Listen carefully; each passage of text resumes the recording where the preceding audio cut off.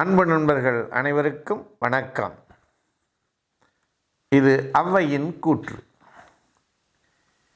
வினைப்பயன் விடாது, தானே புரிவினையால் சாரும் இருபயனும், தானே அனுபவித்தல் தப்பாது, தான் 100 கோடி கற்பம் சென்றாலும் கோதையே, செய்த வினை நாடி நிற்கும் என்றார் நயந்து என்று ஔவை சொல்லுகிறாள். இது என்ன? தானே புரிவினையால் சாரும் இரு பயனும் அப்படின்னா, நாம் செய்யக்கூடிய செயல்களினால் ஏற்படக்கூடிய விளைவுகள், ஒன்று மகிழ்ச்சி அளிக்கக்கூடியதாக, சந்தோஷம் அளிக்கக்கூடியதாக இருக்கும். இன்னொன்று கெடுதல் தரக்கூடிய, துன்பம் விளைவிக்கக்கூடிய, வருத்தம் தரக்கூடிய நிகழ்வாக இருக்கும். ஒருவன் ஒரு செயலை செய்கின்ற பொழுது இந்த இரு பயனும் வந்து சேரும்.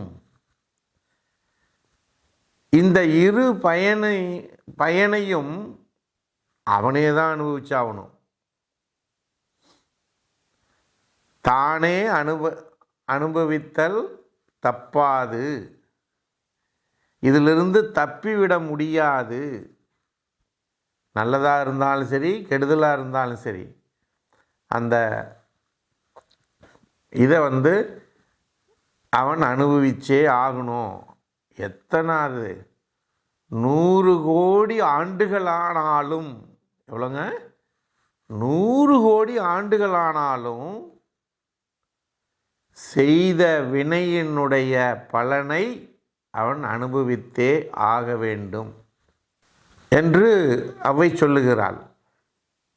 அப்போ நண்பர்களே, நாம் செய்கின்ற செயலினுடைய பலன், அதனுடைய பாதிப்பு நம்மை வந்து சேரும் என்ற உணர்வோடு, விழிப்புணர்வோடு நம்முடைய செயல்களை நாம் செய்கின்ற பொழுது நிச்சயம் நாம் தவறு செய்ய மாட்டோம். நமக்கு கிடைக்கிற பொருளுக்காக, பதவிக்காக, புகழுக்காக தவறு செய்ய மாட்டோம். அப்படி செய்யும் கால் என்ன விளையும்? அதனுடைய பலனை அவனே அனுபவித்து ஆக வேண்டும். இதனை வள்ளுவன் மிக அழகாக சொல்லுகிறான். பிறர்க்கின்னா முற்பகல் செய்யின், தமக்கின்னா பிற்பகல் தாமே வரும் என்று. அதனால் நம்முடைய வாழ்க்கையிலே நாம் செய்கின்ற காரியங்களால் நன்மை மட்டுமே விளைய வேண்டும்.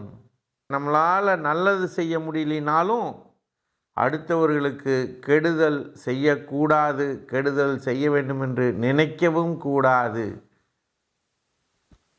நண்பர்களே, எப்பொழுதும் நல்லதே நினைப்போம், நல்லதே நடக்கும்.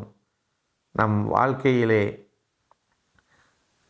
நற்பயன்களை செய்து நல்பேர் எடுத்து நல்வீடு அடைவோமாக என்று கூறி வாய்ப்பளித்த சர்வம் மற்றும் யோகம் யூடியூப் சேனலுக்கு நன்றி கூறி விடைபெறுகிறோம். நன்றி, வணக்கம்.